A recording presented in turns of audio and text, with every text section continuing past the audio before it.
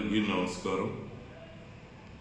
అయితే ఈ మధ్యకాలంలో మన గొల్లపల్లి రఘునాథ స్వామి టెంపుల్ మరియు వేంపాడు కల్టివేటర్స్ పేరుతో ఒక యూట్యూబ్ ఛానల్ ఓపెన్ చేయడం జరిగింది. మీ అందరికీ తెలుసు.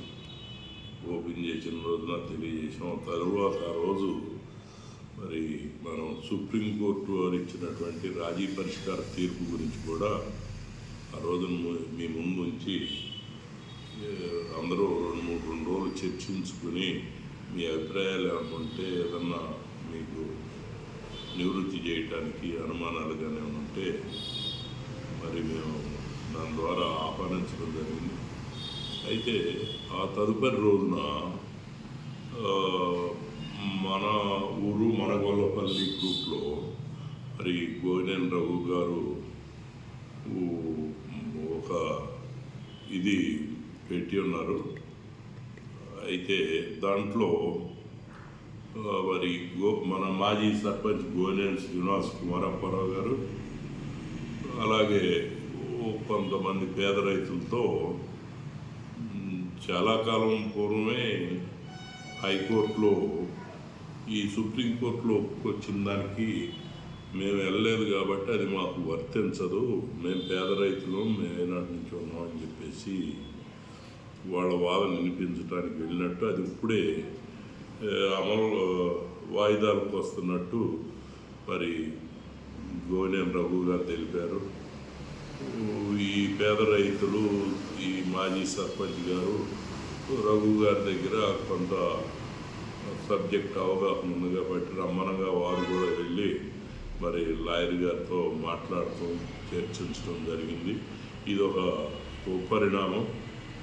మరి అలాగే ఇంకో మాజీ సర్పంచ్ గారు ఎస్టీపీ వెంకటేశ్వర్లు గారు కూడా ఆ మధ్యకాలంలో మాట్లాడింది. ఈ మధ్య మరి దీంట్లో వచ్చింది 1600 ఎకరాలు వివాదాస్పదమైన దానికే కానీ మిగతాది వర్తించదు. పేద సన్నకారు చిన్నకారు రైతులకి మరి రెవెన్యూ హక్కులు కల్పించాలని ఆ ఒప్పుకొచ్చినటువంటి వాటితో సంబంధం లేదని, అంటే దేవాలయానికి దీనికి సంబంధం లేదని, ఇది పేద రైతులకి చెందుద్ది అనేటువంటి భావన కలిగేటట్టు వారు మాట్లాడారు. మరి అది కూడా ఒక ఉపరిణామం.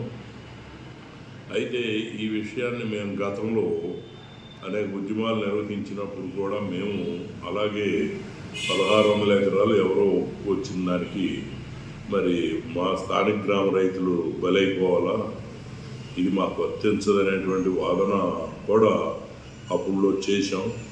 అయితే తర్వాత 430 జీవో వచ్చిన తర్వాత అసలు అది కూడా ఇంప్లిమెంట్ చేయకుండా మరి ఎండోమెంట్స్ వారు మొత్తం వాళ్ళదే అయినట్టు 2006 నుంచి మరి వాళ్ళు ప్రభుత్వం అమలులోకి తీసుకొని, అంటే నోటిఫైడ్ చేయనటువంటి రికార్డుల ఆధారంగా అక్రతలో వసూళ్ళు చేయటం జరుగుతూ వస్తూ ఉంది ఆ రోజు నుంచి ఈ రోజు వరకు. అయితే దాంట్లో ఎవరైనా స్వామివారికి అకౌంట్లో జమేస్తున్నారు కాబట్టి దీంట్లో మనం అనుమానించాల్సినటువంటి పరిస్థితి ఏమీ లేదనేటువంటిది, రెండో తప్పు ఏమీ లేదు ఇందుట్లో అని చెప్పి కొంతమంది భక్తులు కానివ్వండి సామాన్యులు కానీ అనుకోగా ఇది పేద రైతులకి మట్టికి కొద్దిగా మింగుడు పడలేదు. మరి స్థానికేతర భూస్వాములు అయితే చెల్లించుకుంటూ వచ్చారు. ఇవి కూడా మనం గమనించాం. అయితే ఇది ఇక్కడ మనం ఆలోచించవలసినటువంటి విషయం ఏంటంటే, ఆ ఇచ్చిన డబ్బు చెల్లించుకొని ఇచ్చే రసీదులో ఒక సర్వే నెంబరు మెన్షన్ చేస్తున్నారు. 2006 నుంచి స్టార్ట్ చేసి ఆ మెన్షన్ చేసినటువంటి నెంబరు మరి ఏదైనా ఒక రైతుకి మధ్యలో సరిగా తగాదా వస్తే మరి మనం ఆశ్రయించేది ఎవరిని? డబ్బు చెల్లించుకున్న దేవస్థానం వారిని ఆశ్రయించం కదా.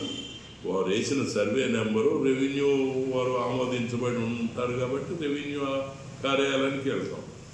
తీరా వాళ్ళు చూస్తే ఇది డిస్ప్లే కావట్లేదు, ఈ నెంబరు మరి అమల్లో లేదు, అసలు ఇది మాకు సంబంధమే లేదు, మొత్తం దేవస్థానాన్ని అని చెప్పేసి మరి ఆ రకంగా ఇచ్చారు. కానీ ఇదే నెంబర్లతో కొంతమందికి అమ్ముకున్న వాళ్ళు కొనుక్కున్న వాళ్ళ వద్ద నుండి అమ్ముకున్న వాళ్ళ వారసులు లాక్కుంటాం ఇవన్నీ జరిగితే మరి సదరన్ డిపార్ట్మెంట్ వారు కూడా ఎండోమెంట్స్ వారు కూడా అంతా వాద్య అయినట్టుగా మరి వాళ్ళు పిలిస్తే మరి టైటిల్ వాళ్ళ పేరున ఉంది కాబట్టి పోలీసు రావాలా, ఎంఆర్ఓ రావాలా. కానీ మరి ఇక్కడ ఎంఆర్ఓ గారు వాళ్ళ కార్యాలయం నుంచి ఈ నెంబర్తో ఉన్నటువంటి భూ సర్వే చేయమన్నప్పుడు ఆ నెంబర్తో మేము సర్వే చేయటం వీలు పడదు, ఆల్రెడీ మేము సర్వే చేసేసాం కాబట్టి దాని అవసరమే లేదని వాళ్ళు చెప్పినప్పటికీ మరి మండల సర్వే గారు కూడా కొన్నిసార్లు జరిగింది. ఈ రకంగా మరి మనం ఒక చిన్న విషయం మీరు గమనించినట్టయితే మీకు దీనికి దానికి క్లారిటీ అర్థం అవుతుంది. ఏంటంటే గొల్లపల్లిలో మన రఘునాథ స్వామి వారికి భూములు ఉన్నాయి, అలాగే జంగంగూడెంలో కూడా ఉన్నాయి, పోలసానపల్లిలో కూడా ఉన్నాయి. అయితే ఈ భూములు దాదాపుగా ఆక్షన్ పెట్టేటప్పుడు ఒక కొన్ని నిబంధనలతో పెడతారు, పాడుకుంటారు. అక్కడ ఏదైనా తగు వస్తే దేవస్థానం సిబ్బందిని పిలవరు. వాళ్ళు మామూలుగా రెవెన్యూలో వీళ్ళ రికార్డు కూడా ఉంటుంది. ఇప్పుడు నేను చెప్పిన భూములకు సంబంధించినంత రికార్డు మరి గొల్లపల్లి రఘునాథ స్వామి వారికి చెందినటువంటి ఎఫ్ఎంబీలు కానివ్వండి, సర్వే నెంబర్లు కానివ్వండి, ఈ సర్వే నెంబరు ఎఫ్ఎంబీలు కానివ్వండి అని మనం అడిగితే వాళ్ళు ఇస్తారు. అదే ఇదే వెంబడిలో ఈ డిపార్ట్మెంట్ వారు వేసి ఇచ్చిన రసీదులు మరి అడిగితే ఇది మాకు సంబంధం లేదంటున్నారు. అయితే ఈ మధ్య ఈవో మన ఎన్ సతీష్ కుమార్ గారు కలెక్టర్ గారికి మేము పెట్టినటువంటి పిటిషన్కి వాళ్ళు తెలియజేసిన దాంట్లో ఏదో సర్వాధికారం మాదే ఉన్నది, అలాగే మాకు ల్యాండ్ సర్వే అండ్ సెటిల్మెంట్ జిల్లా అధికారి వారు మరియు తహసీల్దార్ వారు ఫలానా అప్పుడు మాకు 2003లో ఇలా దాఖలు చేశారు, 2010లో కూడా మళ్ళీ సర్వే జరిగింది అని చెప్పేసి వాళ్ళు అందుట్లో వ్రాతపూర్వకంగా తెలియజేయటం జరిగింది.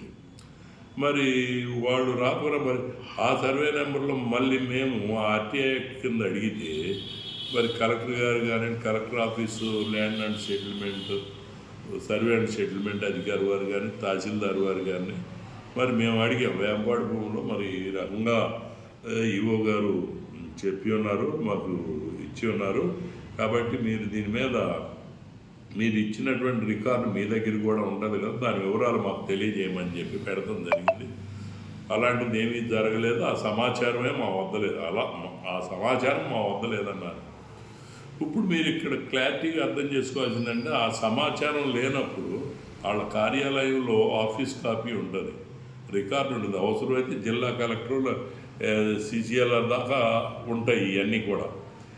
కానీ ఈ గ్రామం విషయంలో మట్టుకి లేవు అని అంటే మరి మీరు అర్థం చేసుకోండి. దేవస్థానం అధికారులు 2 విధాలుగా పోతున్నారు. ఒకటి ఏం చేస్తున్నారు, ఈ 2003 సర్వేలో ప్రకటించబడింది అమలు చేస్తున్నారు. అదే రెండోది ఏం చేస్తున్నారు, 2003లో అమలు లేని నెంబర్లు వేస్తున్నారు. రెండోది వచ్చేసరికి పాస్బుక్ వచ్చింది కాబట్టి సర్వాధికారం మాది అంటున్నారు. సర్వాధికారం మీదైనప్పుడు ఎవరైనా రైతు వచ్చి ఫెన్సింగ్ వేయమంటే దగ్గరుండి ఫెన్సింగ్ చేస్తున్నారు. ఇదేంటంటే మాకేమో బాధపడతారు. కొంతమందినేమో ఫెన్సింగ్ తీయండి అంటున్నారు, కొంతమందినేమో ఫెన్సింగ్ వేయండి.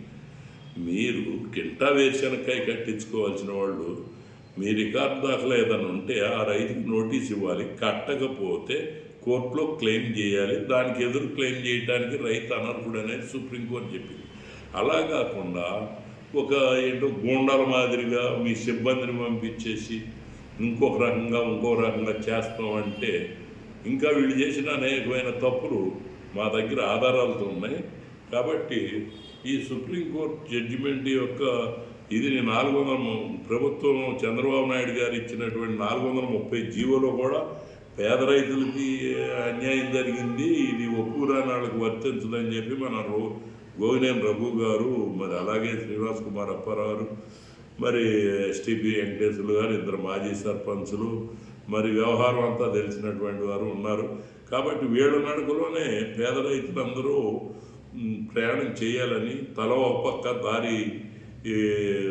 పక్క లాగి ఇది చేయటం కంటే వారితో ప్రయాణం చేస్తే బాగుంటుంది. నేను కూడా వారికే రమ్మంటే మద్దతు తెలుపుతాను, లేదంటే వారికి వ్యతిరేకంగా కానీ ఇంకో రకంగా కానీ ఎలాంటి యాక్టివిటీస్ చేయం. మా దగ్గర ఉన్నటువంటి రైతులను కూడా, పేద రైతులను కూడా వారి ద్వారానే మేము కూడా తీసుకొని వాళ్ళతోనే ఉద్యమంలో పాల్గొంటాం, లేదా న్యాయ పోరాటంలో పాల్గొంటాం. అయితే ఇక్కడ మనం ఒకటి ఏంటంటే, మేము ఎప్పుడు కూడా చెప్పుకుంటూ వస్తున్నాం, సుప్రీంకోర్టు జడ్జిమెంట్ను బట్టి 430 జీవో వచ్చింది కాబట్టి ఆ 430 జీవో మట్టుకు ఇంప్లిమెంట్ చేస్తే మట్టుకి ప్రతి ఒక్కడు మామూలుగా రెవెన్యూ రైట్స్కి అర్హుడు రైతు. అలాగే అర్హత పొందిన ప్రతి ఒక్కడు ఎకరానికి కింటాకాయ కట్టాలనే వాదన మటుకి నేను చెప్పుకుంటూ వస్తున్నాను. దీన్ని వక్రీకరిస్తూ కొంతమంది చేస్తున్నారని తెలుస్తుంది. అదేదనంటే డయాస్ మీద మాట్లాడండి. నేను అన్నది 430 జీవోని ఇంప్లిమెంట్ చేయాల్సి వస్తే మటుకి తప్పకుండా అది ఇంప్లిమెంట్ అయితే అసలు అది సస్పెండ్ అయింది, అది సెకండరీ. దాన్ని మళ్ళీ బతికించుకోవాలా, దాని తర్వాత దాని స్థానంలో అలాంటి జీవో తీసుకురావాలా, ప్రభుత్వం మీద ఒత్తిడి చేయాలా, స్థానిక మంత్రి గారికి వివరాలు చెప్తే ఆయన అర్థం చేసుకుంటారు. ఇంతవరకు మన వేంపాడు గ్రామం గురించి మాట్లాడిన విషయాల్లో మొన్న దేవాలయాన్ని సందర్శించినప్పుడు మన శారద గారు, మంత్రి గారు దాదాపు అరగంట సేపు ఓపికగా విన్నారు. ఇంతవరకు మామూలు 90కి పూర్వం అనవసరం అనుకోండి, 90 తరువాత అంత శ్రద్ధగా విని తర్వాత ఆయన ఏ డెసిషన్ అయినా తీసుకొని ఉండి ఏనా ఆయన తెప్పించుకొని స్టడీ చేయనివ్వండి, లేదంటే వానికి దేవుడు దాంట్లో మనకు అనవసరం, మరి ఇదేం జరుగుతుందో అని చెప్పి ఇది చేయనివ్వండి. అందుట్లో ఆయన తప్పుపడటానికి మనకి అవకాశం లేదు. అసలు మన దగ్గర ఉన్న మెటీరియల్ న్యాయ పోరాటం జరిగేటప్పుడు కోర్టులు రకమైన హక్కులు మనం సంపాదించినప్పుడు శారద గారు ఆ హక్కు వచ్చాక ఆయన ముందు నుంచుని దాన్ని ఇంప్లిమెంట్ చేయడానికి చూస్తారు. ఇంతకుముందు ఇంప్లిమెంట్ చేయడానికి చూసినటువంటి ఎమ్మెల్యేలు కానీ, లేదంటే వాళ్ళ దిగువన మనకున్నటువంటి ఏ పార్టీ క్యాడర్ అయినా కానీ వాళ్ళ మీద ఒత్తిడి కానీ, వివరాలు కానీ చెప్పడం కానీ ఏమీ జరగదు. కాబట్టి ఇవన్నీ కాకుండా దీనికి ఫాల్స్ ప్రెస్టేజ్, వీళ్ళ నాయకుడు ఆ నాయకుడు అనుకోకుండా వాళ్ళ ముగ్గురిని ముందు పెట్టి మనం కూడా ప్రయాణం చేద్దాం. ఇది మొన్న పెట్టినటువంటి మరి సుప్రీంకోర్టు జడ్జిమెంట్ సమీక్షలో అనేక మంది రైతులు మాకు సలహాగా చెప్పినటువంటి మీదట మీకు దీంతో ఇది చేస్తున్నాం. రేపు ఉదయం 430 జీవోను కూడా పెడతాం. ఎందుకంటే దీన్ని కూడా క్షుణ్ణంగా స్టడీ చేసుకున్నట్టయితే కొంచెం మీకు ఇంకా అవగాహన ఉంటుంది. దాంట్లో తప్పు ఉందన్నారు కాబట్టి పేద ప్రజలకి ఏది తీసేయాలి, ఏది పెట్టాలి, మరి ఆ సుప్రీంకోర్టు జడ్జిమెంట్ ఈ రెండు దగ్గర పెట్టుకుని మరి 2 భాషల్లో కూడా పెడుతున్నాం. కాబట్టి మరి దయవుంచి మీరు అందరూ స్టడీ చేసి దీని మీద కూడా ఒక సమీక్ష జరుపుకొని చేయాలని చెప్పి కోరుతూ మీకు సెలవు తీసుకుంటున్నాను. నమస్కారం.